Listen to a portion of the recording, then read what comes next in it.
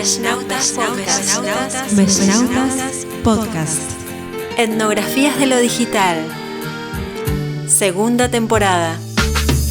Etnografías del Grupo de Investigación en Juventud y Cultura Digital de la UNAM.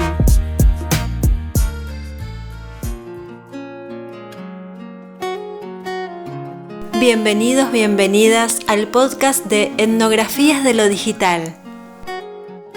Somos navegantes de las redes digitales. Te mostramos los secretos del trabajo etnográfico de lo digital. En este episodio vamos a conocer el trabajo de Gabriela Montoya. Hola, mi nombre es Gabriela Montoya Gastelu, tengo 37 años, vivo en la Ciudad de México desde hace 18 años cuando migré del norte del país para realizar mis estudios en Antropología Social en el Departamento de Antropología de la Universidad Autónoma Metropolitana. En esta misma universidad obtuve mi título de maestra en Ciencias Antropológicas con especialidad en Antropología de la Cultura y actualmente soy candidata a doctora también en Ciencias Antropológicas. Asimismo, soy co-coordinadora del Grupo de Investigación en Juventud y Cultura Digital del Seminario de Investigación en Juventud de la Universidad Nacional Autónoma de México. Desde mis estudios de licenciatura he estado interesada en la manera en que los jóvenes experimentan el amor y la sexualidad, y en la maestría fue que incorporé mi interés por la cultura digital y visual.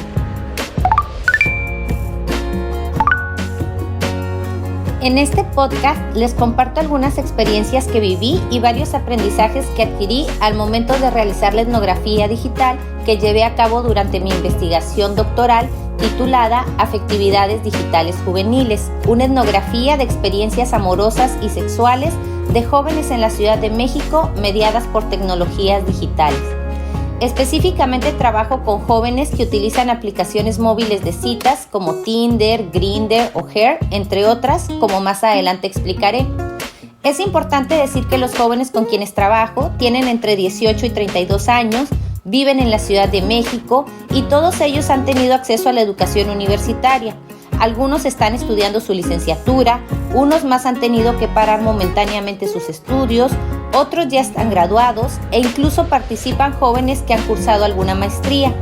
También quiero remarcar que estos jóvenes tienen diferentes orientaciones sexuales e identidades y expresiones de género, es decir, trabajo con jóvenes tanto heteronormados como de la diversidad sexual.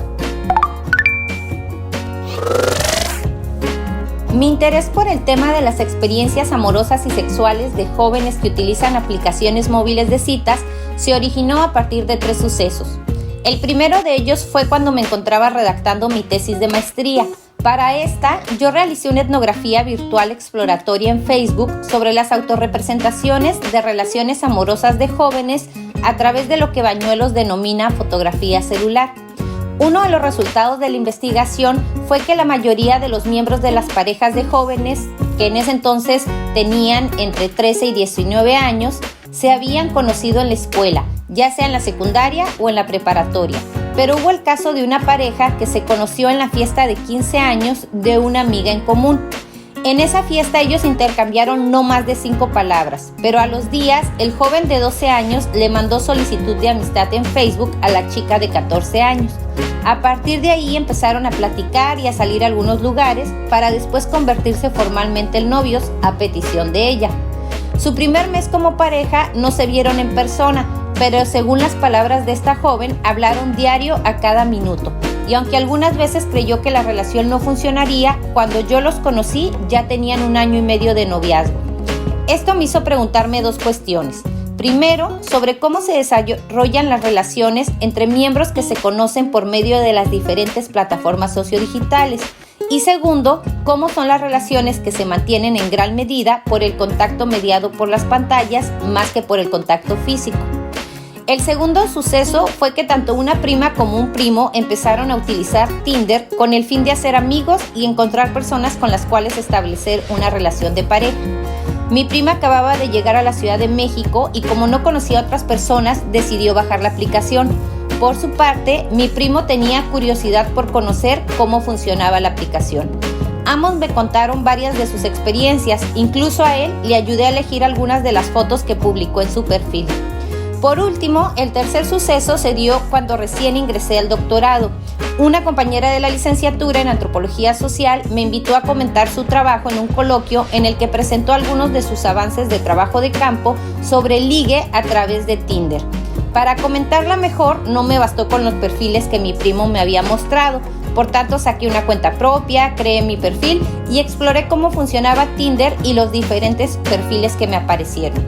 Fue a raíz de estos tres sucesos que decidí entonces enfocar mi investigación doctoral a las experiencias de jóvenes que se conocen a través de estas aplicaciones. Meshnautas Podcast. Para mí es central explicar que mi tema de investigación no son las aplicaciones móviles de citas en sí, sino las experiencias que derivan de su uso. En ese sentido, mi interés es conocer qué papel juegan las aplicaciones móviles de citas en la configuración o reconfiguración de las experiencias amorosas y sexuales entre los jóvenes del México contemporáneo. De igual manera, otras tres preguntas guías que tuve en mente fueron: primero, ¿qué significados y contextos favorecen el uso de estas aplicaciones como canales comunicativos con fines amorosos y o sexuales entre los jóvenes? Segundo, ¿cómo influyen las aplicaciones móviles de citas en la búsqueda, establecimiento, desarrollo, conflicto y ruptura de relaciones amorosas y o sexuales entabladas entre los jóvenes? Y tercero, ¿qué papel juega el diseño de los perfiles para concretar el primer encuentro entre los usuarios de estas aplicaciones? En esta ocasión no partí de una hipótesis, pues como remarca Ambrosino, desde la investigación cualitativa el interés no es someter a prueba un supuesto, sino que los conceptos e hipótesis los desarrollé y refiné en el propio proceso de investigación. Algunos de los conceptos teóricos que sustentan mi trabajo de campo son primero el de juventud. Justamente parto, como remarcan los estudios de juventud, de la idea de que este es un concepto analítico que en primer lugar va más allá de referirse a un grupo de edad determinado.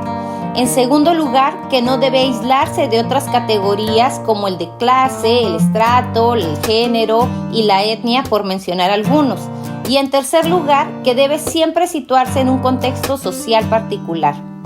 Asimismo, concibo al amor como una emoción social, es decir, dejo de lado esta idea de que el amor es algo individual y por el contrario, considero que su sustento se determina por procesos estructurales, culturales e históricos.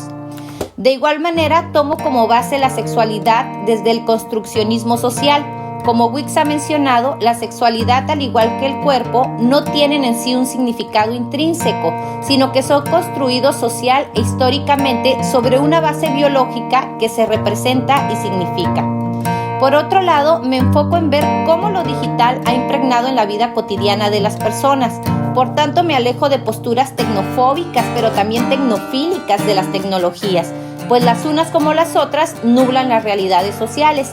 De ahí que me distancie de posturas que caracterizan la relación entre jóvenes e Internet y las tecnologías digitales bajo conceptos como nativos digitales, millennials o generación net. Por último, otro concepto clave es el de la agencia, pues me ayuda a explicar cómo respecto a su vida amorosa y sexual, los jóvenes tienen la capacidad de intervenir, movilizar y reconfigurar prácticas, representaciones y crear narrativas que demuestran que luchan por desligarse de los imaginarios amorosos hegemónicos y las prácticas sexuales de pasadas generaciones para crear nuevas formas de relacionarse íntimamente. En esta medida, ellos no son sujetos pasivos ante sus propias experiencias, aunque por supuesto remarco que no todo en los jóvenes es innovación. Ellos también reproducen los imaginarios dominantes al mismo tiempo que cultivan la capacidad para transformarlos. Meshnautas Podcast. Etnografías de lo digital. Cada una de las etnografías que yo he realizado a lo largo de mi vida académica las he desarrollado pensando en la mejor forma de responder a mis preguntas de investigación. No las he puesto en práctica por el gusto de llevarlas a cabo, sino que la etnografía, al ser un método flexible, me permite ser creativa e innovar. me da la oportunidad de tener técnicas base como lo son la observación participante y la entrevista etnográfica, pero también de crear e implementar las técnicas que yo creo me ayudarán a dar respuesta a mis interrogantes. Y esto es esencial sobre la etnografía con o sin el apellido digital, porque a diferencia de otros métodos más rígidos, ella se va construyendo durante su propio desarrollo. Anteriormente había realizado 2 tipos de etnografía. La primera de ellas fue una etnografía multisituada con un trabajo de campo de casi 5 años en el que mi interés era conocer cómo se mantenía cohesionada una comunidad transnacional a través de los noviazgos juveniles. Y la segunda, como ya había comentado, fue una etnografía virtual exploratoria que estrictamente duró 31 días, pero que en los hechos abarcó 3 meses y que estuvo enfocada en identificar las maneras en que los jóvenes presentan sus relaciones de pareja a través de las fotografías en sus perfiles de Facebook. Cuando llegó el momento de elegir el método que utilizaría para la presente investigación, la de afectividades digitales juveniles, yo acababa de hacer la lectura de un texto de Rosana Guber que me recordó que la etnografía no solo es un método, sino también un enfoque y un producto. Y estas 3 acepciones coincidían en gran medida con la propuesta de los 5 principios que guían la práctica de la etnografía digital que hace Sarah Pink junto con otros autores. Esta es una propuesta más amplia y compleja que busca responder a los contextos sociales contemporáneos y en este sentido la definición que da Gómez Cruz en la que remarca que la etnografía digital es una forma de hacer investigación que cuestiona, incorpora y se pregunta por el rol de lo digital tanto como objeto de estudio como instrumento para ella me parece muy acertada. E incluso algo que me he estado cuestionando las últimas semanas es acerca de la utilidad de ponerle el adjetivo apellido digital. Sin duda que lo digital sea objeto de estudio y muchas veces instrumento para ella implica replantearnos viejos conceptos, técnicas y aproximaciones, pero en mi caso en particular, para yo entender qué era la etnografía digital, tuve que regresar a las lecturas clásicas de Malinowski y Margaret Mead. Y con esto no quiero decir que la etnografía no cambie, no mute o se transforme. Por supuesto que es evidente que para que el método tenga vigencia debe hacerlo porque las sociedades están en permanente cambio. Pero algo que me quedó muy claro al regresar a esas obras y que siento que no siempre se remarcan en los trabajos sobre la etnografía en general y en este caso la digital, es que lo más importante, la base de la etnografía, por lo menos para mí, es la relación que establece el investigador con los interlocutores, en mi caso con los jóvenes, ¿no? Hay una serie de palabras que me ayudan a explicar esta relación. Desde mi experiencia, el papel del etnógrafo es que debe ser una persona agradecida, que debe amoldarse y compartir, así como comprometerse, brindar confianza y asegurar la confidencialidad que los sujetos de estudio le soliciten. Igualmente, hacer etnografía implica la cotidianidad o la convivencia cotidiana, pues, y además uno debe ser creativo al mismo tiempo que siempre debe intentar ser empático, debe poner la ética ante todo, debemos buscar involucrarnos, pero también aprender a ser recíprocos con nuestros interlocutores y por supuesto ser sensibles y respetuosos de sus vidas y sobre todo tratar de incentivar el diálogo. Solo así podremos llegar también a grados de reflexividad imperiosa para nuestro trabajo, el cual pues es dar respuesta a las interrogantes que plantean las diversas realidades sociales actuales. Estás escuchando Meshnautas Podcast. La etnografía digital para el estudio de las afectividades digitales juveniles que propongo se sustenta en un enfoque cualitativo, pero incorpora también técnicas cuantitativas, pues al hacer trabajo de campo tanto offline como online, recabaría información en Internet y esto, como sostiene Christine Hein, puede ser abrumador para los investigadores de Internet, entre ellos los etnógrafos, justamente por la cantidad de datos disponibles que se pueden recopilar. En esa medida creo que el análisis cuantitativo o la visualización de datos puede ser bastante útil, Pero además, como Jaime menciona, no solo se trata de una alternativa para organizar y analizar de manera óptima la información obtenida en línea, sino que muestra las posibilidades que Internet le ofrece al etnógrafo al combinar datos cualitativos y cuantitativos, así como los datos digitales y análogos. En concreto, sobre el trabajo de campo, de manera estricta, yo lo inicié en junio de 2017 y lo finalicé en junio de 2020. Aunque en los hechos sigo en contacto con los jóvenes, sigo registrando algunas de sus publicaciones e incluso todavía en septiembre acabo de realizar una entrevista en línea. Y bueno, mi trabajo de campo inició cuando yo, previa a mi experiencia de etnografía virtual de la maestría, decidí comprar un teléfono celular. Yo sabía que la cantidad de información que iba a recopilar durante la investigación doctoral acabaría con la memoria de mi teléfono personal y por lo tanto decidí comprar un nuevo aparato, ¿no? Fue mi principal herramienta de trabajo.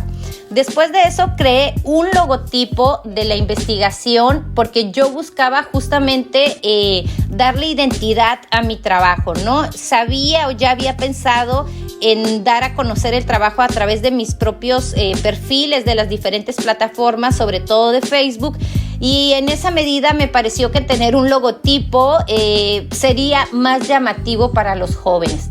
Después de eso, lo que hice fue justamente crear perfiles de la investigación en particular, ¿no? Tanto en Facebook como en Instagram y en Twitter, que yo sabía, pues, previo conocimiento, que eran las 3 plataformas más utilizadas en México. No sabía cuál de ellas utilizaban más los jóvenes con los que iba a trabajar, pero decidí justamente, pues, lanzar las 3 y ver con cuáles me quedaría.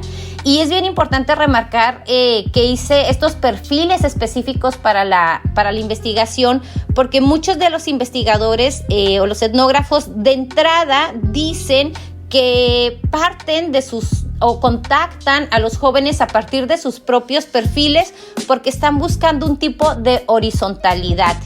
Y yo, conforme mi experiencia justamente en el trabajo de campo que realicé en la licenciatura, en el que tuve la oportunidad de vivir en un pueblo de alrededor de 1,000 personas, la experiencia que yo tenía era que efectivamente conocía a muchos, pero que al final en la investigación participaban solo aquellos con los cuales realmente tenía un tipo de relación más estrecha, ¿no? Y me parecía que obligar a los chicos a estar o invitarlos a estar en mis redes personales era más una imposición que realmente darles la oportunidad de que fueran ellos quienes decidieran también querer saber sobre mi vida. En esa medida, pues en un inicio, les digo, los contacté y los invité a ser mis amigos en estas plataformas. Algunos de ellos desde un inicio fueron mis amigos también en mis perfiles personales y yo sin ningún problema los acepté. Ya pasados los 2 años de la investigación fue cuando publiqué en el perfil que si alguien quería mandarme solicitud a mis plataformas personales, con mucho gusto los aceptaría. Y eso fue muy interesante porque solamente 2 chicos, un joven y una joven, no me mandaron solicitud. Entonces, en realidad, yo estoy en constante comunicación y ellos pueden ver parte de mi vida no de la investigación, de mi vida no académica, sino de mi vida personal. Y me ha servido mucho para continuar justamente con la observación participante, ¿no? Y hablar de temas que no siempre están relacionados directamente con el trabajo de campo, pero que me brindan la oportunidad de crear una relación particular con ellos. Además de eso, bueno, yo lancé la convocatoria, realicé un cartel donde invitaba a los jóvenes que fueran usuarios o exusuarios de aplicaciones a través de Facebook, y lo que hice fue etiquetar a mis amigos que eran jóvenes, o que yo sabía que eran usuarios de aplicaciones, o que creía que tenían amigos que podían ser usuarios de aplicaciones, o que estuvieran interesados en el tema de lo digital, ¿no? Es decir, utilicé las redes de mis propias plataformas para convocar y para buscar a los jóvenes que participaran. Además de eso, en ese entonces, el Seminario de Investigación en Juventud realizaba un boletín y ahí publiqué la invitación para participar. Y al final fue muy interesante porque algunos amigos me contactaron con sus amigos, con conocidos que utilizaban aplicaciones, y que esa sería la técnica de la bola de nieve justamente, y terminé teniendo microgrupos de amigos, y eso fue bien particular porque me dio la oportunidad de ver lo que comentaban sobre experiencias amorosas y sexuales y sobre el uso en concreto de las aplicaciones móviles de citas. Además de eso, pegué carteles en la unidad Iztapalapa, la unidad de mi universidad, para invitar a los jóvenes estudiantes a unirse a la investigación, ¿no? Después de eso, lo que hice fue crear un segundo cartel porque afortunadamente tuve buena respuesta y me escribían constantemente en qué consistía el estudio. Entonces, para no estar repitiendo, lo que hice fue un cartel donde puse los datos y expliqué en qué consistía el estudio. Ya sea que los chicos me respondieran un cuestionario anónimo en línea que yo les mandaba a través del link de correo electrónico, de Facebook o de WhatsApp. También los invitaba a que me concedieran una entrevista en persona y a unirse a la página del estudio en Facebook, pero también en Instagram y en menor medida en Twitter. Me acuerdo que Twitter le di menos peso, aunque al final de la investigación me mantuve en contacto con algunos chicos por medio de esta plataforma. Meshnautas Podcast. Etnografías de lo digital. Al final yo terminé trabajando con 1,601 jóvenes, y yo sé que este es un dato abrumador y poco común en la etnografía hablar de datos tan grandes, pero lo que hice fue justamente realmente trabajar con 18 jóvenes, ¿no? 4 chicos heterosexuales, 5 chicos homosexuales y un pansexual, 4 chicas heterosexuales, una heteroflexible, una lesbiana, una bisexual y con una chica trans pansexual. En total, como digo, son 18 jóvenes con quienes implementé las técnicas de investigación y con quienes estuve en contacto. Pero además de eso, tuve la oportunidad de realizar observación pasiva en las aplicaciones móviles de citas con 1,500 jóvenes y con 5 hice observación participante, ¿no? Entonces, un total de 1,500 jóvenes con los cuales yo solo miré sus perfiles, realicé capturas de pantalla, siempre cuidando, por supuesto, no dar a conocer ni sus imágenes ni sus nombres, ¿no? Siempre anteponiendo la ética y siempre preguntándome sobre qué sí se puede y qué no se puede hacer con la información que está en internet.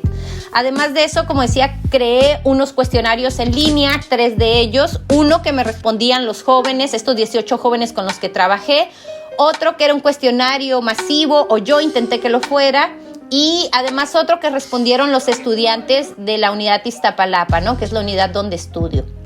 Además de eso, en los grupos de la UAM, en los diferentes grupos de Facebook, ¿no? Lancé el cuestionario e invitaba a participar en la investigación. Además, elaboré memes relacionados con el tema del uso de las aplicaciones móviles de citas. Realicé entrevistas etnográficas que fueron centrales para mí, 22 cara a cara y 3 en línea, ya durante el periodo de la pandemia. Como decía, realicé observación participante en línea en Facebook, en Messenger, en Instagram, en Twitter y en Bumble, la aplicación móvil de citas que es competencia de Tinder.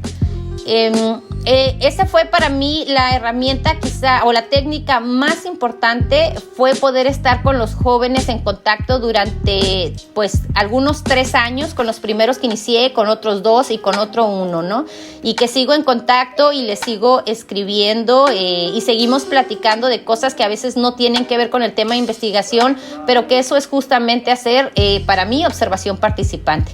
Además de eso, realicé un diario de campo visual digital con las capturas de pantalla y con el permiso de estos 18 jóvenes de sus publicaciones que hacían tanto en Facebook como en Instagram y que estaban relacionadas con las aplicaciones móviles de citas, pero también con el amor, con la sexualidad, con las relaciones de pareja, con el matrimonio, con el género, con la familia, con la diversidad sexual, con la salud sexual también, ¿no?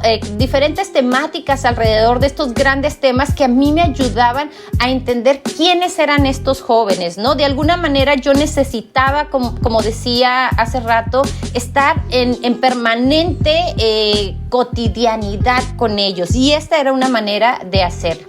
Además de eso, hice observación pasiva en línea, que es una técnica bastante criticada y que yo creo que es posible defender y que es necesario someter a debate en estos tiempos en que utilizamos la información en línea en diferentes aplicaciones, ¿no? En Bumble, en OkCupid, en Happen, en Hornet, en Groggle, en Transder, también en Bumble y, bueno, en Tinder, en Grindr, en Guapa, en Her y en Adopta un Chico. Son 12 aplicaciones que yo fui incorporando a lo largo de la investigación, porque en un inicio solo pretendía trabajar con Tinder, con Grindr y con Her, pero conforme fui conociendo a los chicos me di cuenta, y justo como decía, mi interés no era la aplicación, sino las experiencias, y ellos utilizan al mismo tiempo incluso diferentes aplicaciones móviles de citas, y en la medida en que eso me decía el campo, yo respondí y entonces terminé utilizando y entrando y conociendo todas estas aplicaciones, lo cual fue muy importante porque cuando ellos me hablaban en las entrevistas sobre las diferentes aplicaciones, yo ya tenía un previo conocimiento y me era mucho mejor para realizar las entrevistas etnográficas, ¿no? Además de eso, creé una técnica, si se puede decir así, que se llama perfiles identitarios y que consiste básicamente en hacer una base de metadatos justamente con los datos que las aplicaciones móviles de citas le permiten al usuario ver, ¿no? Por ejemplo, en el caso de Tinder, permite ver el sexo, el estado civil, la identidad de género, la edad, a cuántos kilómetros está, el número de fotos, si hay un super like, si están incorporados los perfiles a otras plataformas como Instagram o Spotify, ver las descripciones. Entonces, por lo tanto, para mí estos perfiles conjuntan información tanto cuantitativa como cualitativa, y ha sido bien padre trabajar con estos números que no estamos acostumbrados, pero también leer las descripciones de los chicos, ver cómo se presentan ante el otro, ¿no? Con fines amorosos y sexuales, ha sido una gran experiencia. Además de eso, realicé un archivo visual digital con las capturas de pantalla de las imágenes que aparecían en 5 de las aplicaciones, que fue de las que hice realmente registro, de Tinder, de Grindr, de Guapa, de Her y de Adopta un Chico. Entonces tengo cantidad incontable, o bueno, no incontable, pero que en este momento no tengo el número exacto, de imágenes que me ayudaron o me están ayudando durante la escritura de la tesis a pensar en perfiles muy específicos que nos podemos encontrar. Meshnautas Podcast, temporada 2. En resumen, terminé implementando 7 técnicas cualitativas, 2 técnicas cuantitativas, pero con tintes cualitativos. Trabajé con 12 aplicaciones móviles de citas, con 5 plataformas sociodigitales, 2 plataformas de videollamadas, además de trabajar con Gmail y con Google Form. Es decir, utilicé 26 plataformas sociodigitales para poder realizar esta etnografía digital. Sobre los errores que cometí a lo largo de la investigación, hay varios. No voy a confesar todos en este momento, pero 3 que recuerdo son los siguientes. El primero de ellos fue que cuando yo lancé el cartel de invitación para participar en la investigación, solicitaba a jóvenes usuarios y exusuarios de aplicaciones, pero nunca especifiqué a qué me refería con jóvenes, justamente porque no quería caer en categorías o grupo de edad tan rígidas. Entonces me contactó una persona de 38 años, separado, con 2 hijos, y ahí me di cuenta que trabajar con personas de más avanzada edad me planteaba retos con los cuales yo no quería lidiar en esta investigación. Así que lo que hice fue reformular el cartel de invitación y delimitar a los jóvenes participantes entre los 18 y 29 años. Al final trabajé con jóvenes que se salían de ese rango justamente porque no parto de grupos de edad tan específicos cuando hablo de jóvenes. Un segundo error que cometí fue que durante el primer año de trabajo de campo yo había revisado y hecho capturas de pantalla de 1000 perfiles de jóvenes usuarios de Tinder. Y llegó un momento en que mi disco duro tronó y yo no tenía el respaldo de esa información, así que la perdí. Y lo peor fue que al siguiente año mi teléfono celular también tronó. En ese caso yo sí había guardado la información, excepto algunas primeras conversaciones que había tenido con los jóvenes por medio de WhatsApp. Por tanto, me fue imposible recuperar esos datos. La lección sin duda es que siempre debe de haber un respaldo. Un tercer error que recuerdo fue que cuando yo realicé el primer cuestionario que lancé en línea, elaboré las preguntas con base en la interfaz de Tinder. Y conforme avanzó el trabajo de campo, me di cuenta que las preguntas eran difíciles de responder por parte de algunos jóvenes porque no todos ellos utilizan Tinder y porque la interfaz de las diferentes aplicaciones móviles de citas es muy variado. Entonces tuve que reformular ese cuestionario de tal manera que las preguntas pudieran ser contestadas por todos los jóvenes sin importar la aplicación móviles de citas que utilizaran. Afortunadamente, como mencioné, la etnografía es un proceso largo y flexible que me permitió corregir esos errores en el camino. Seguí escuchando Meshnautas Podcast. ¿Alguna anécdota sobre mi trabajo de campo? Híjole, yo considero que la etnografía en gran medida se basa en las propias anécdotas del investigador y en ese sentido mi trabajo de campo está lleno de ellas. Pero una que tengo muy presente es que la primera vez que yo entré a Grindr, que es una aplicación móvil de citas para hombres gays y bisexuales, así como para personas trans y queer, me mandaron un mensaje privado y cuando lo abrí eran 4 fotografías de un joven en las que me mostraba claramente sus glúteos y yo me quedé en shock. No supe qué hacer, no supe qué responder, empecé a sudar, me puse muy nerviosa. Me di cuenta que yo no conocía la jerga adecuada y entonces me salí asustadísima y no regresé a la aplicación hasta como después de 15 días, ¿no? Esta experiencia fue trascendental para el diseño de la técnica de observación pasiva en línea porque fue ahí cuando me di cuenta que como parte de mi ética como investigadora, yo no iba a contestar ningún mensaje que me fuera enviado mientras estaba en las aplicaciones. Porque yo no soy un hombre gay y entonces me parecía que no debía responder. No engañar es un principio elemental cuando se está investigando en Internet y también fuera de él, claro.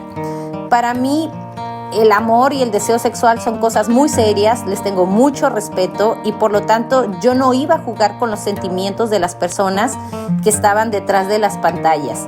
Y esta experiencia se la conté a varios chicos durante las entrevistas etnográficas que son usuarios de esta aplicación y me sirvió tanto para abrir el diálogo con ellos como para saber que esa posición en que el joven me mostraba sus glúteos era una manera de decirme que él era un joven pasivo, es decir, que durante el acto sexual le gusta ser penetrado, ¿no? Yo considero esta situación un momento rector de mi trabajo de campo. Me sigue causando gracia y nerviosismo casi 4 años después de haber pasado y me alegra haberla vivido porque, como comento, me ayudó a delimitar parte de mis técnicas de investigación. Acerca de los resultados de investigación, bueno, yo ya acabé mi trabajo de campo, en ese sentido me encuentro ahorita escribiendo la tesis doctoral y por supuesto que han ido saliendo. Quizá algunos de los que recuerdo rápidamente es lo que yo he llamado la experiencia de los polimedios, que hace referencia al uso de no solo aplicaciones móviles de citas, sino de varias plataformas sociodigitales para entablar estos encuentros de orden afectivo, amoroso y sexual por parte de los jóvenes. Y a lo que me refiero con esta experiencia de los polimedios es que las aplicaciones móviles de citas son el primer mediador, pero no el único, ¿no? Los jóvenes utilizan WhatsApp, utilizan Instagram, utilizan Facebook, utilizan Twitter, incluso OnlyFans, u otras plataformas para mantenerse en constante comunicación. También algunos de los resultados es lo que he llamado la experiencia del desfase y la experiencia del desfase visual. Y esta experiencia es muy fácil de entender. La primera de ellas, la experiencia del desfase, se da cuando las interacciones en línea son totalmente positivas, acorde a lo que los jóvenes quieren, se sienten cercanos, incluso pueden llegar a niveles de intimidad como el sexting, pero que cuando se ven ya en persona, pues hay una situación que merma esa comunicación y esa interacción. No hay lo que se dice esa química, no hay ese flechazo y entonces se rompe con la dinámica. Incluso pueden pues dejarse de ver y de hablar cuando pudieron haber estado platicando muy positivamente conforme sus intereses a través de las plataformas, ¿no? Y la experiencia del desfase visual justamente es que uno ve a la persona a través de las fotografías, a través de las imágenes, y resulta que cuando se conocen en persona, pues no es justamente la persona que aparecía en la imagen, y no es que sea otra persona, pero a lo mejor es una fotografía de hace años, ¿no? Cuando ser un poco más joven, cuando ser un poco más delgado o atlético, donde hay otra representación del cuerpo, pues, y que en persona no es lo que se esperaba.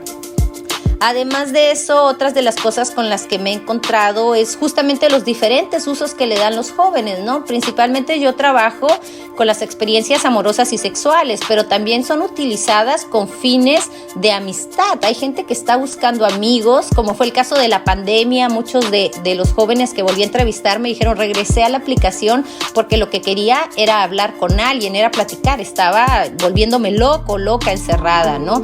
Y también, fíjate, el caso de la chica trans fue bien interesante porque me contó cómo en la Ciudad de México distintas jóvenes trans utilizan las aplicaciones no con fines amorosos y sexuales, sino con fines comunitarios, porque a través de estas aplicaciones se ponen de acuerdo para asistir, por ejemplo, todas juntas a un bar en el centro de la Ciudad de México, a un museo, y lo que buscan es más acompañarse en este proceso de aceptación y de desenvolverse bajo las identidades y las expresiones de género que ellos han decidido, y que en México pues todavía sigue habiendo lastimosamente una gran discriminación, ¿no?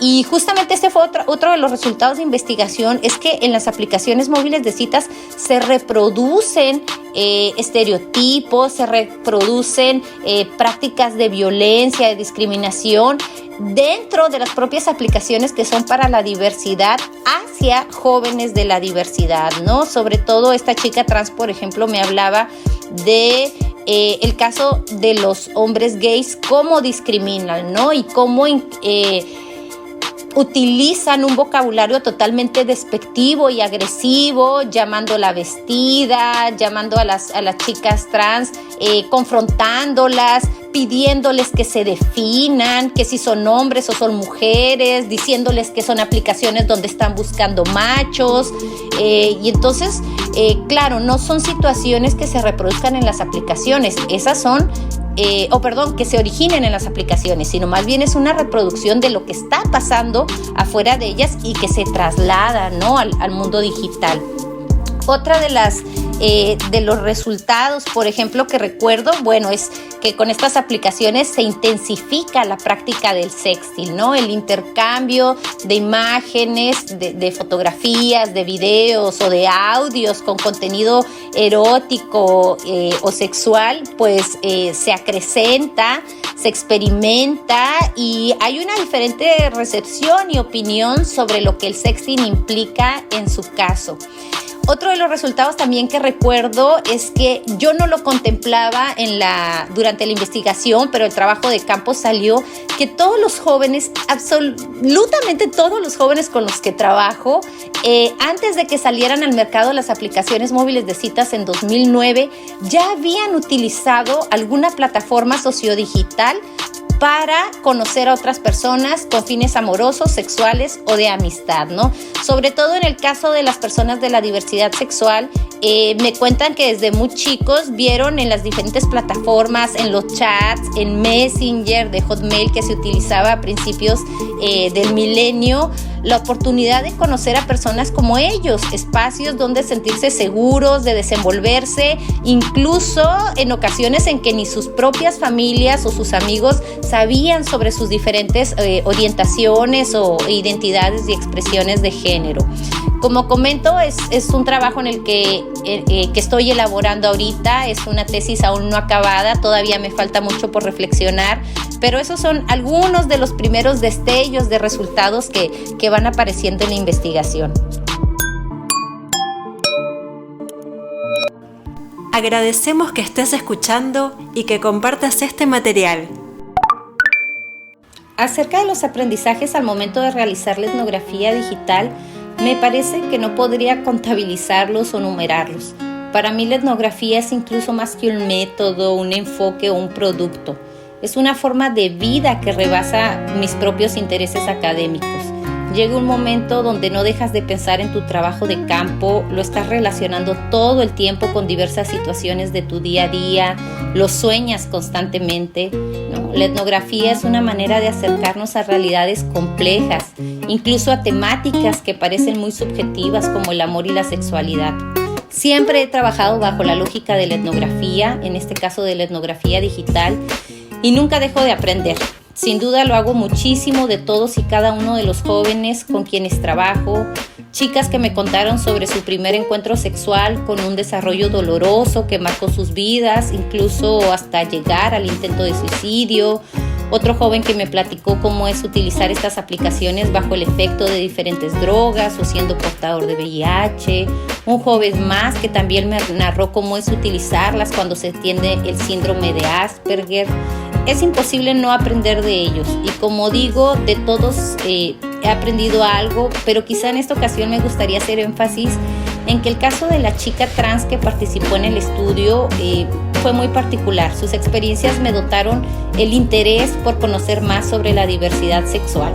En México las personas trans son discriminadas, son violentadas, estigmatizadas y en esa medida los investigadores tenemos que aportar para acabar con esas situaciones pues que se basan en desconocimientos y miedos infundados en creencias erróneas, ¿no? Que intentan denigrar sus vidas. Hay mucho que decir aún.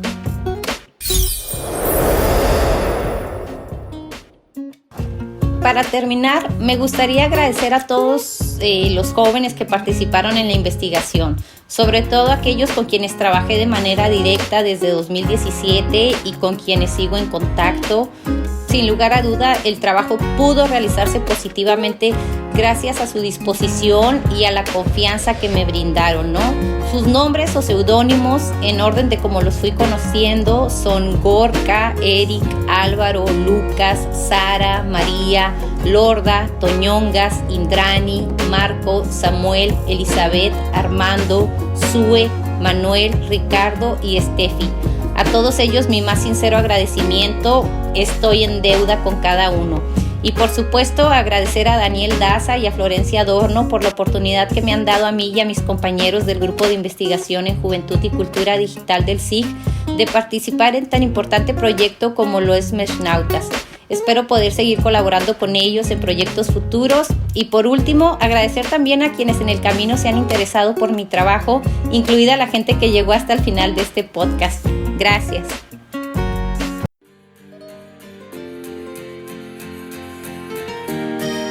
Meshnautas Podcast. Gracias por escuchar este podcast. Los y las investigadoras de esta temporada forman parte del Grupo de Investigación en Juventud y Cultura Digital de la UNAM, un espacio interdisciplinario impulsado por el Seminario de Investigación en Juventud de la Universidad Nacional Autónoma de México, pertenecientes a la Red Nacional de Jóvenes Investigadores. Producen este podcast Florencia Adorno y Daniel Daza Prado. La voz es de Lucila Fioravanti. Si te gustó este podcast, sumate al grupo de Facebook Círculo de Estudios Antropología de lo Digital. ¿Apoyan este podcast? Observatorio Interuniversitario de Sociedad, Tecnología y Educación, OISTE. Centro de Estudios Socioterritoriales de Identidades y de Ambiente CESIA, de la Universidad Nacional de San Martín, Argentina. Meshnautas Podcast. Etnografías de lo Digital, segunda temporada.